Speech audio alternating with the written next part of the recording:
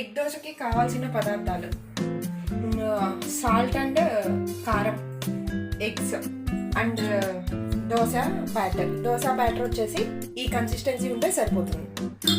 And వచ్చేసి pan కొంచెం pre heat అయ్యాక సిమ్లోనే పెట్టుకోండి. ఇప్పుడు నార్మల్ దోశకి మనం ఇంత బ్యాటర్ వేస్తే ఎగ్ దోశకి వచ్చేసి కొంచెం బ్యాటర్ తక్కువే వేయాలి, ఎందుకంటే ఎగ్ది కూడా ఉంటుంది కాబట్టి లోపల ఎగ్ స్ప్రెడ్ చేసినాక. సో బ్యాటర్ కొంచెమే వేసుకొని ఎగ్ వచ్చేసి ఎగ్ని బ్రేక్ చేయాలి.